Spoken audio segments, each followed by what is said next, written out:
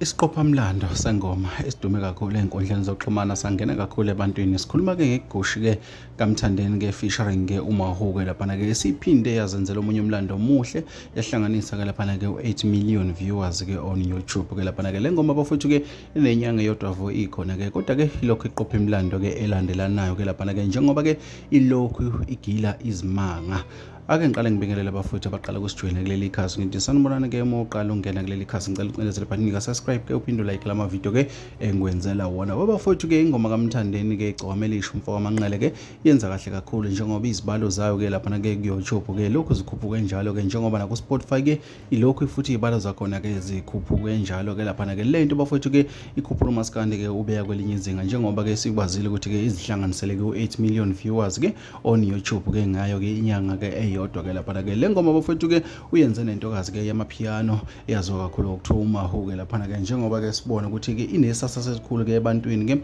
isiphinde yamvulela ke nanezinto eziningi esike sayibona zenzeka. Sikhuluma ngama interview akumabona kude ke esingajwayele kubona khona omaskandi ke bekhona kodwa uMthandeni sehambe waze wafika ke ngenxa ke yalengoma. Bafethu asazi uma ke izinto zinje ukuthi ke lonyaka ke iyophela ke lengoma iyobi kuphi ke lapha ke njengoba ke ukuphazima kweso uthi uyayibona isiyenzile ke ama viewers ke athe xaxa abantu ke bayayidlala ke left and right ke lapha ke ikakhulukazi ke kuona ke uYouTube okuyinto ke bafethu ke ephakamisa ke amaciko ke akithi ke lapha ke sikhumbule ke ukuthi ke sikhuluma ngomthandeni nje kanje insizwa le ekuyashana nayo ke iParis ke lapha ke okuyingoma ke egcine nayo ishaya ke u25 million viewers on YouTube ke okuyinto eyumlando futhi engeke sayigqiba esingeke futhi sayiphika engeke futhi sangakuveza lokho ngoba kwaba into enhle kakhulu ke ekhombisa ngokusobala umculo kaMaskandi ke uyathuthuka uyaphambili nakho namanje ke igushi nayo ke ifuna ke ukuzolandela ke ezinyathelweni ke zayo ke iParis.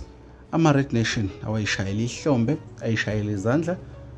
ngomsebenzi omuhle ongaka wenziwe iqhawe labo ekutheni ke athatha uMaskandi ubeke phezulu aphinde ke aphakamisa ama Red Nation uqobo lawo. Bafowethu umlando lo